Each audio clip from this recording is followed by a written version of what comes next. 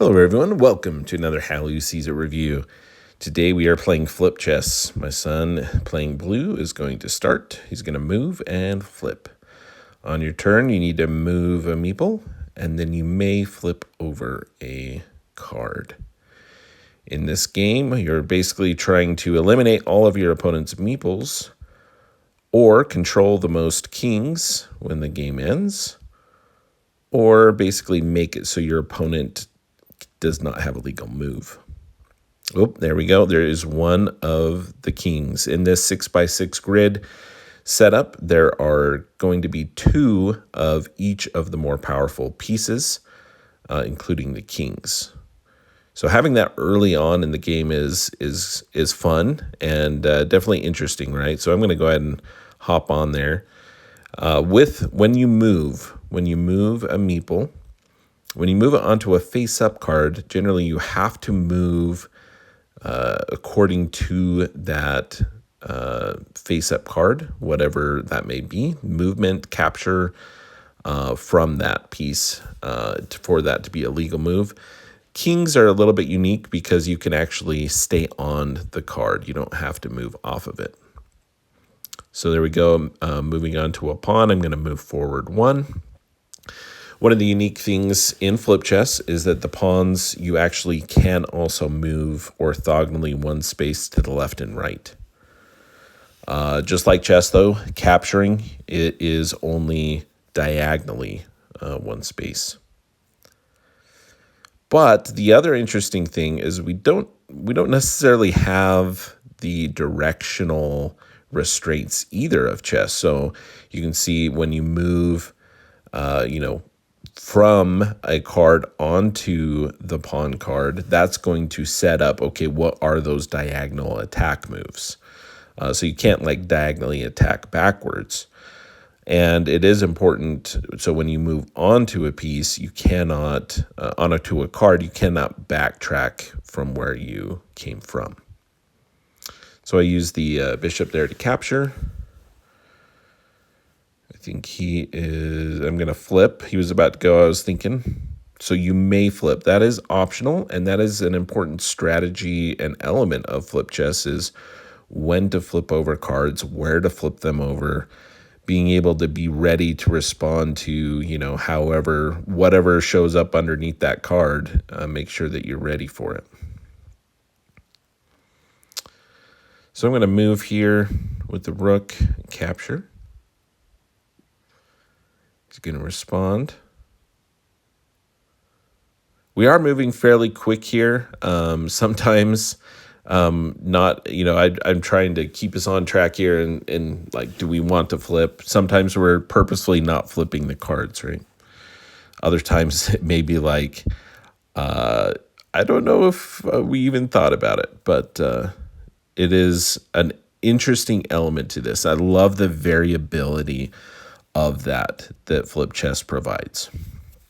Is you never really know what the board's going to look like. You're discovering it as you go, and that's going to all impact the strategy and the kind of power or placement of the pieces, where you're going to want them, all of that. So again, the 6x6 grid, most of these are going to be those pawn pieces, pawn cards that come up. But there are two of each of the other bishops, rooks, knights, king, and queens. We haven't seen any queens pop up yet. Oh, let's see, yeah.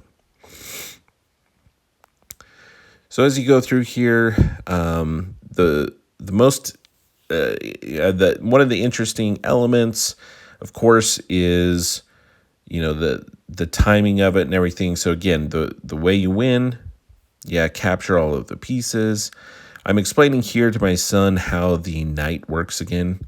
So when you move on to the knight, it's as if it was one of the moves. So you move forward one over two spaces, or over forward two spaces over one.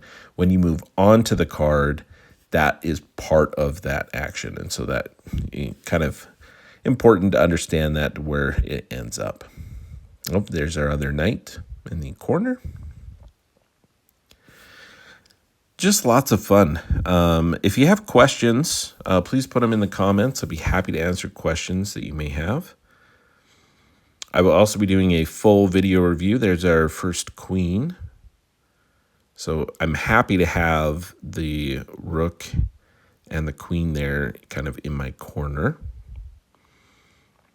Oh, and there's the other king. So we're going to take a moment here to re-strategize here a little bit, re-evaluate the board. So now we have both of the kings are face up, and we want to make sure that we are in a position to control those or have our meeples on those cards when that last card is flipped over. If for some reason there are multiple, if each of us have a meeple on one king, we're just going to continue playing until one person has the majority, or all our meeples are captured, or we have the board set up in such a way that the opponent cannot, have a legal move. They cannot move a pawn or move a meeple legally. That would also end the game as well. So yeah, really, really fun game. This particular game was really fun as well. Really kind of interesting setup. There are some other variations of flip chess. There's you could play a 5x5, and in that case, you're gonna only be playing with one one rook, knight, bishop, king, queen, and then the rest are pawns. So a little bit smaller, a little bit quicker game. This is kind of the original type game as well, where you move and then you may flip a card. There's also like a drop or move for that first. So you actually don't start with any pieces on the board. And so that's a pretty cool variant. I'm excited to try out some more as well before I do my full video review. And when that does get posted, again, I'll have a link to that in the description of this video. But I've really been enjoying this one, and it's very nice travel size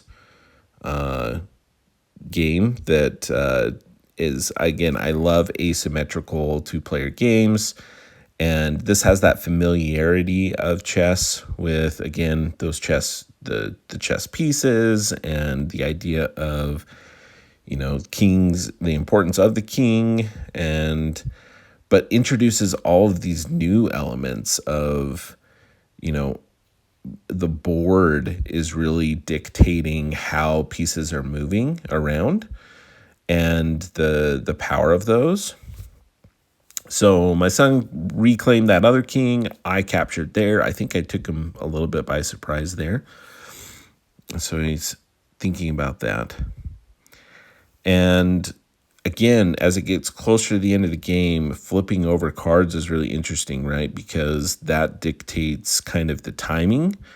So if you flip over cards every single time, that's pushing the game more, quickly to the end. If you're not flipping cards, you're kind of delaying the game, maybe trying more time there to set things up or whatever that may be. We got some capturing going on here, determining whether to flip or not. I do. So we each have a king currently. And what's interesting is where the kings show up, what surrounds the king. Sometimes it's easier to attack the king space. If you look at this setup here at the bottom, and even the other, there's not a lot of attacking of either of these spaces, these king spaces, like direct attacks, right? There's no rook or queen. Oh, I guess there is a queen in the bottom corner for my son to help kind of get that. So it's all kind of an interesting element. I decided to leave the king here and take there because I'm worried that he's going to kind of move around and take control of that from the queen from his back row. He does flip there. It's another pawn. And it's really fun to kind of like just discover the board as you go. And it's like you get that excitement of like, oh yes, I got this queen, or I got this rook like on my side, or you see see something like that pop up on your opponent's side of the board. You're like, oh no. But the understanding is that like it's, even though it's on maybe your opponent's side of where their pieces are, it doesn't mean that it's their piece, right? So you all have like a level playing field. I'm going to take there and flip that back here. Again, usually you're going to want to flip a card that is next to, orthogonally adjacent to, one of your meeples, providing them a new or another option of movement. It's pretty dangerous if you're going to flip over a card that's next to an opponent's piece. My son knows he needs to kind of flip over another card there, maybe get another piece close. So I'm going to go ahead and capture that. And flip. So we're getting real close to the end of the game here. And really it's that balance, right, of, hey, am I going to be able to keep and maintain my position? Do I need to go on the offensive? What do I need to do to keep my meeple safe on the king? We're going to sit here for a second, then I'm going to recognize here that I'm going to go ahead and be able to take his piece here with the king.